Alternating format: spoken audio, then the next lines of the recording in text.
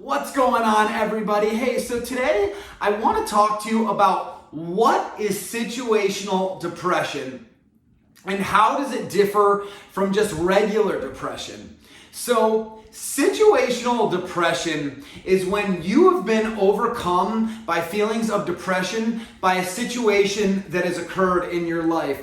So, some common reasons that people are struck or find themselves with situational depression are they just experienced the loss of their job, they just went through a breakup or a divorce, or they just experienced the loss of a loved one or a spouse. Perhaps they have, fallen onto financial ruin and perhaps they're filing for bankruptcy.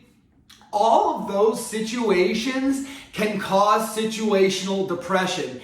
And situational depression differs from regular depression in that situational depression arises due to a situation happening in your life as opposed to just some chemical imbalance that's happening in your mind. So, I personally do not believe that they should be treated the same way. And you need to have the tools to combat situational depression if and when it should arise in your life. So for me, I didn't know that there were multiple kinds of depression following the loss of my dog and my divorce. And so when I started just feeling down and there was no reason to get up in the morning and I was legitimately feeling like there was no reason to go on with living, I went into the doctor and I explained how I was feeling, that I was just overcome with sadness and grief from the situations that were arising in my life at the time. And so what the doctor did at the time was he prescribed me with an antidepressant to mitigate the feelings that I was experiencing at the time. So this is something, you guys, that happens all too often. And it is something that really, really upsets me as a life coach. Doctors should not be prescribing antidepressants or anti-anxiety medications to people suffering from situational depression. You guys, think about it like this. You've got a job that you just absolutely love. Does it not make sense that if you got fired from your job or lost your job that you would be feeling down? I mean, just think about that for a second. Anybody who gets rejected from something like maybe this is a dream job that you have and you never imagined yourself doing anything less, and then it's just completely taken away from you. You are going to feel sad. You're gonna feel upset. You're gonna feel overwhelming feelings, of negativity that again are 100% rational feelings that if you weren't feeling them, it wouldn't make sense. It isn't your dream job. I mean, I talk to people about this all the time when it involves a relationship or a marriage that comes to an end and they're feeling sad, they're feeling down, or they're feeling depressed.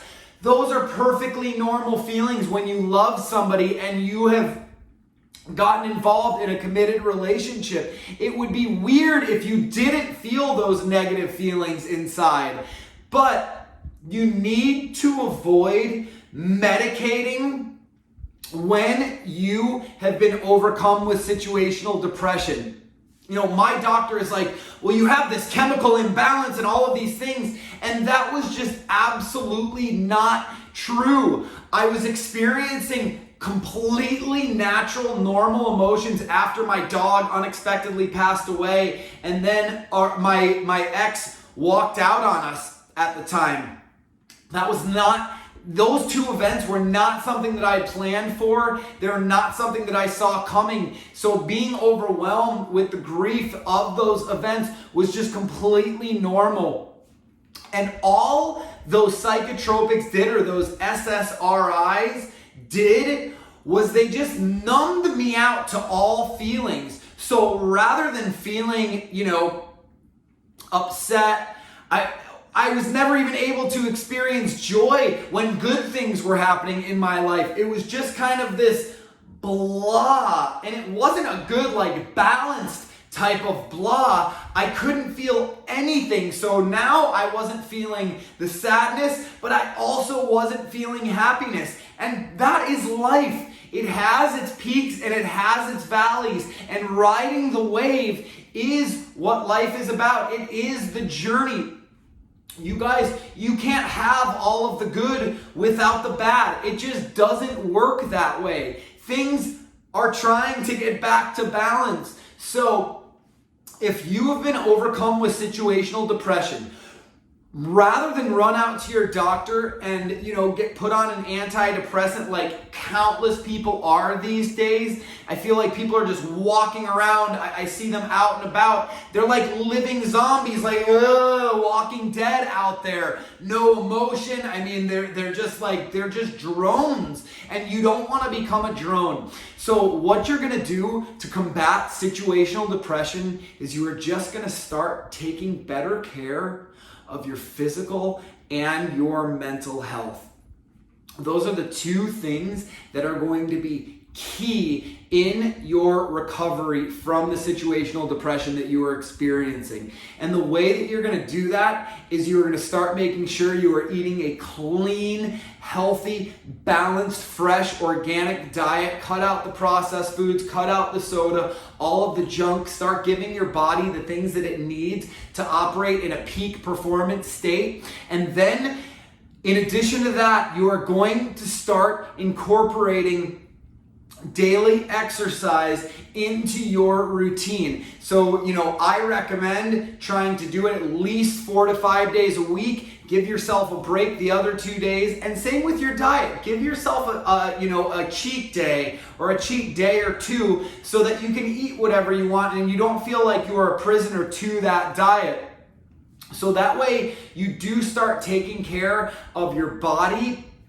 And the way you want to start taking care of your mind is you have to start practicing meditation daily.